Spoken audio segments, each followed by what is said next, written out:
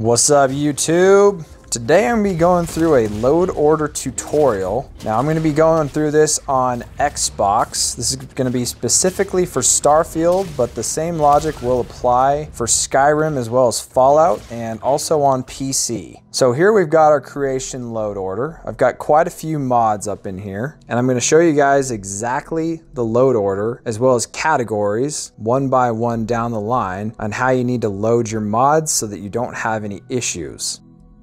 So the first category is anything bug fix related, so bug fixes. And in this case, the unofficial Starfield patch. This is a very popular mod by Moore. It incorporates hundreds of gameplay patches, quests, patches, NPC patches, objects, item placement, like you name it. Pretty much everything that Bethesda has neglected to fix. They covered into this patch here. So that's gonna be the first thing you wanna load in your load order. And a load order is priority based. So it's kind of like you want your core files to be loaded first and then on down the line. So the next category here is anything UI and mod structure. So in this case, I've got the show star names in your star map. That's a UI mod. So this is what it looks like here.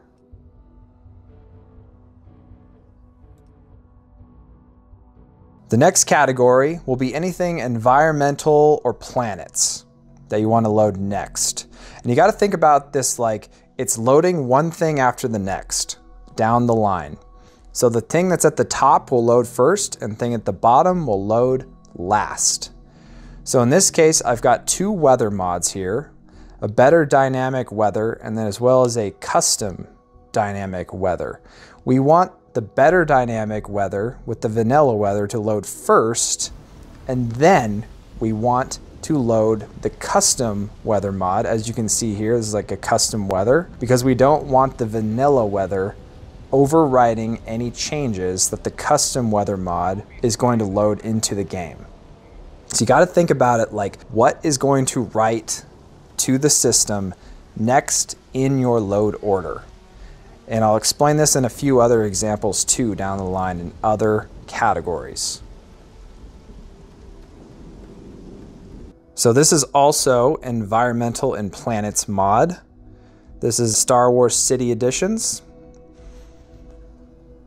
Some of these mods I showcased in some of my other video. I'll link that in the top right if you guys want to check that out. So here it adds some ships in New Atlantis as well as Aquila. Some Star Wars related ships. Give it that kind of Star Wars aesthetic touch to the game. Next up on the list, we've got denser vegetation. This is another environmental and planets mod. And this is what that looks like here. I like this mod quite a bit. I showcased this in one of my other mods as well. I'll put a playlist so you guys can check out some of those other videos. So this adds denser vegetation to planets.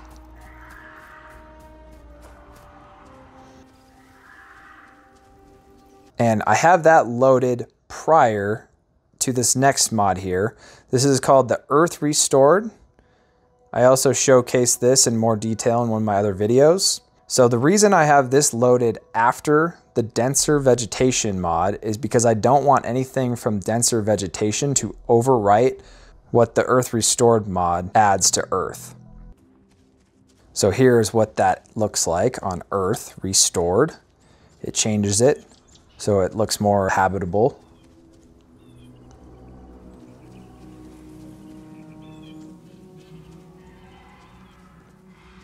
The next mod in our load order is new locations. This is a mod that is going to add some new locations to the game. Right now there's just one new location on Earth, and that is why I have it loaded after Earth Restored, because I don't want Earth Restored to overwrite the new location that was added.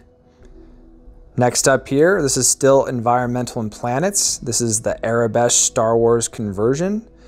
This adds a little more Star Wars touch to the game. in areas in New Atlantis, as well as Aquila, and also in Neon. So here's some examples of that. Cool little posters in New Atlantis.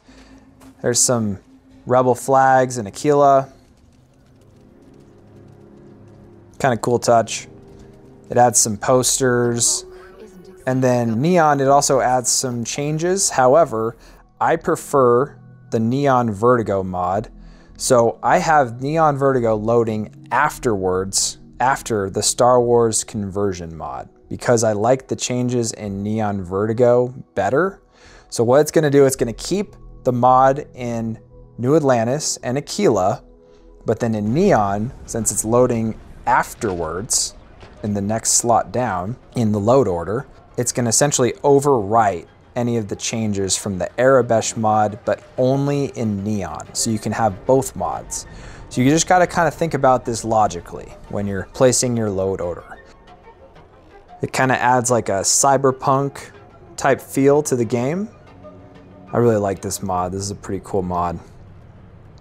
It gives Neon that cyberpunk feel that I think they originally were gonna go for, and then for some reason it never really panned out in the final release. Next on the load order, we've got Immersive Sabers. Now this is a really cool mod.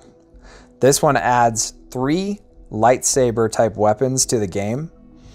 It also adds a new perk tree, and this is gonna go over the next category. This is gonna go under items. So items loads after anything environmental and planets. So here we go. If you want to know where you can find this saber, I found it at the vendor in Sidonia. He's kind of on the left side within Sidonia. But yeah, the lightsaber is really cool, and they got the sounds down super accurate as well. A lot of times mods introduce some visual aesthetics, but they don't get the sounds correct. So here's that perk tree I was talking about. So you can level it up, and it's going to give you, essentially it's going to make this weapon pretty fun to use once you get into rank 4. I'm going to see if I can rank myself up. Bad Sarah. All right, next up we've got the expanded outpost containers. This is going to go under the next category, which is gameplay. Anything gameplay related you want to load after items. So as you can imagine, this just expands your outpost containers by 10x. Next, we've got the Shut Up Cora, less chatter while flying. This will quiet all of your companions while flying, so you can fly in peace. Next gameplay mod we have is improved follower behavior. So I also showcased this in one of my earlier videos. This is a pretty extensive mod, and as you can imagine, it improves the follower behavior of your companions. So when you crouch, they crouch immediately. They try to stick closer to you. When you run, they don't just stand there and look around like they're lost for a couple seconds, then start running. They'll immediately start chasing after you. This is a pretty cool mod. Next is No Angry Companions. This is another gameplay mod. So what this is going to do, this is going to essentially give Sarah some drugs and calm her down a little bit when you start doing some conspicuous activities. or if you're trying to just take out some Ecliptic. And for some reason, Sarah gets mad at you for taking out Ecliptic.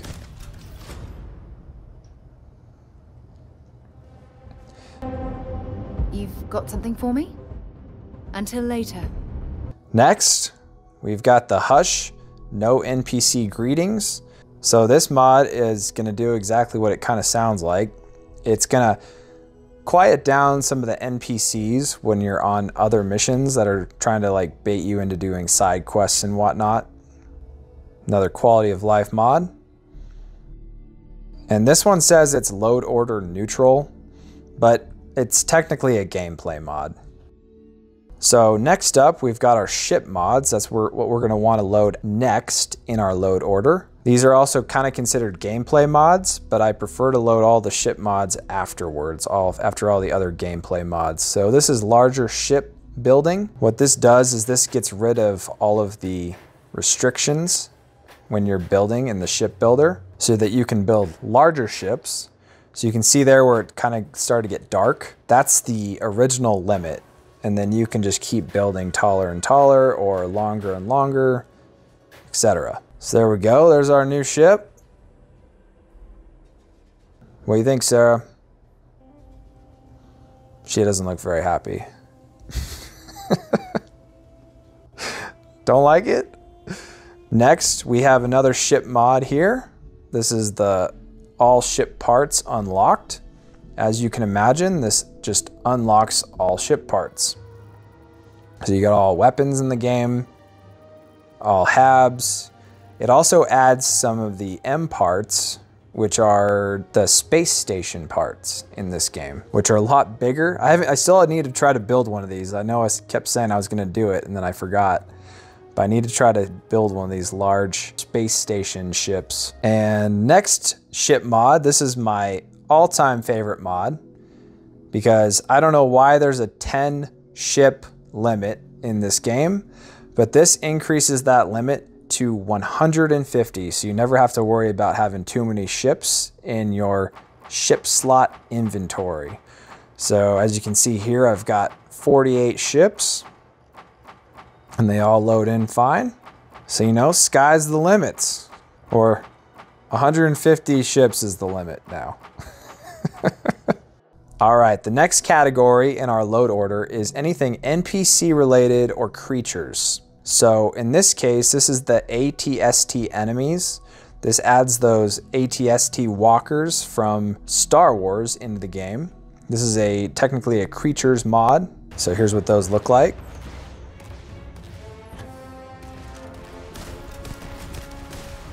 Yeah, this is pretty cool. They made a good point in the mod description. They said, oh, there's really not that many like large enemies. And I thought about it and was like, yeah, there's really not very like large enemies in this game. Like you would think there'd be like more mech enemies. Pretty cool addition to the game. The next NPCs Creatures mod that I have in the load order is Star Wars Aliens. This changes all the NPCs in the game, well not all of them, a lot of them to be alien, as well as some of the enemies as well. Crimson Fleet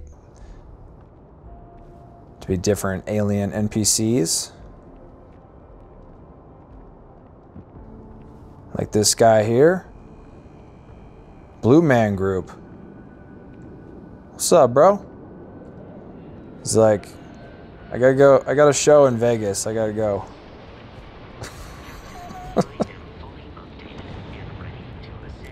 Here's some more. I really like this mod. It adds, it's kind of weird to me that there's only humans in like hundreds of star systems and you don't have like any like classic aliens in the game. And then this was a really cool mod. This is the Star Wars Astromech mini bots. So this changes all the mini bots in the game to be astromechs from Star Wars. This is also goes under the NPC and creatures category. And I actually found that I had to load this mod after the Star Wars Aliens mod, or I couldn't get it to load.